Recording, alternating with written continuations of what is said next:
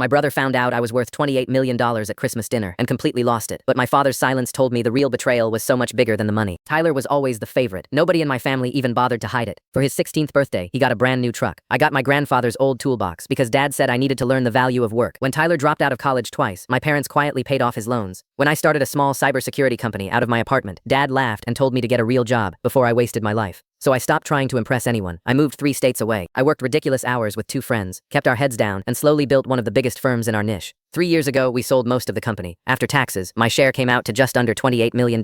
Only my wife Jessica knew. I still drove my old pickup, still lived in the same neighborhood, never said a word about money. This Christmas, my parents insisted everyone come home, so we flew in. Same house, same routine. Tyler was outside showing off a brand new Savvy, despite complaining for months about being broke. The second I walked in, he smirked. So, still fixing computers? Something like that. Guess somebody has to fix grandma's printer. A few people laughed. Jessica did not. Dinner started quiet, until Tyler brought up Dad's retirement. Dad deserves to enjoy life. Bills keep piling up. Mom nodded along. Tyler helps us every chance he gets. Then Tyler looked straight at me. It would be nice if everyone contributed, instead of disappearing. I visit when I can. Visiting doesn't pay bills. Mom cleared her throat. We actually wanted to ask you something. I already knew where this was going. Tyler smiled. I found an investment property. If everyone helps with the down payment, it benefits the whole family. How much? $600,000. I almost laughed. You still owe Mom and Dad money. That's different. They're family. Dad stayed completely silent through all of it. Tyler leaned back. Besides, you probably could not help anyway. Jessica said quietly. We are doing just fine. That was when Tyler pulled out his phone. I looked up your company before dinner. His smile started fading. He refreshed the page twice, found the acquisition article, and slowly looked up at me. How much did you make? Enough. No, tell me. I took a sip of water. A little under 28 million. Mom dropped her fork. Tyler laughed, certain I was joking, until he read the actual numbers himself. His face went white. You have had that kind of money for 3 years and you never helped Mom and Dad? I looked him straight in the eye. I offered. The room went completely silent. I offered to pay for Dad's knee replacement. I offered to fix the leaking roof. I even offered to buy them a smaller retirement house. They turned down every single one. Mom slowly turned toward Dad. Frank, is that true? Dad rubbed his hands together for a long time before he finally said, yes. Why? He would not look up, because Tyler asked me not to accept anything. Tyler snapped.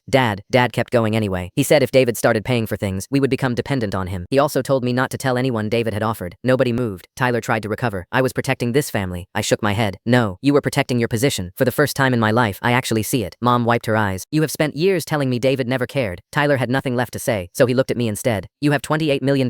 You can still fix this. I already did. I reached into my coat and set a folder on the table. Dad opened it. Inside were signed papers, transferring Grandpa's cabin completely into my name. 2 weeks earlier, Dad had quietly sold me his half, so he could finally retire without taking on another loan. Tyler grabbed the papers, voice cracking. You sold Grandpa's cabin? That was supposed to be mine. Dad looked directly at him. It was never yours. Nobody said another word after that. Jessica and I put on our coats. Mom hugged us at the door, quietly. Dad stayed in the dining room, staring at the empty chair beside him. Tyler never followed us outside. He just sat there, frozen, surrounded by paperwork, proving something he had never once imagined. For years, he believed being the favorite meant he had already won everything.